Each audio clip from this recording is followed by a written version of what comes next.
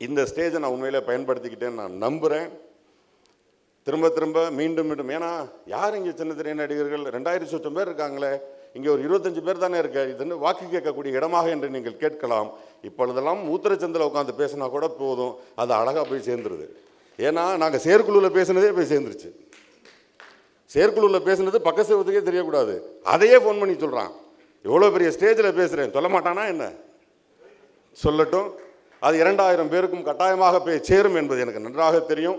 அந்த வகையில் இந்த மேடையை, இது ஒரு வெற்றி விழா மேடை தான், ஒரு சாதனையாளனுடைய மேடை தான், இது ரொம்ப முக்கியமான மேடை.